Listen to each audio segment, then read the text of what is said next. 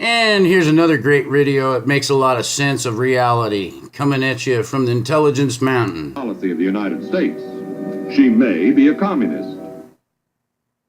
The rise of the New Right and the collateral empowerment of Shitlord Incorporated has supercharged three stereotypical neuroses of the left, pushing them to the brink of mass psychosis and mental breaks with reality.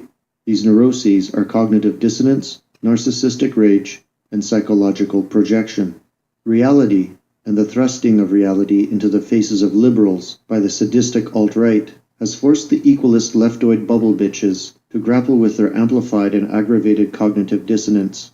This unfamiliar threat to their cortical stability results in a narcissistic self-protection cascade. Essentially, race and sex equalist liberals feel like they are under physical attack, even when these attacks are only verbal shivs, and that their worth as human beings, as reproductively judged human beings, is questioned and found wanting.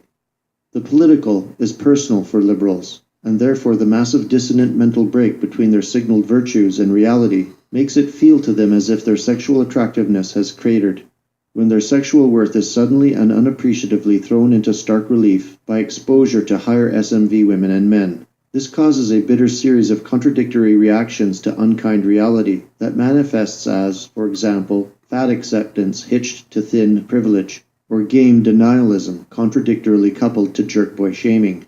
Also added to these neuroses is psychological projection, which is universally evident in liberal mental gymnastics, and never more so than at present, when they are being undermined and subverted to a degree that they haven't experienced in generations by an unleashed force of right-wing assassins.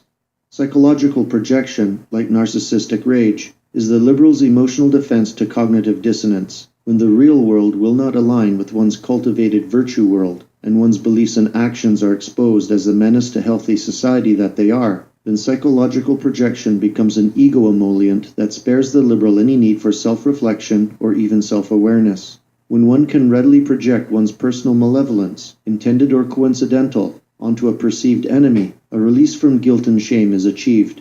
Furthermore, psychological projection has the added benefit of opening a pathway for liberals to recommit to their virtue signaling and slandering of non-liberal realists.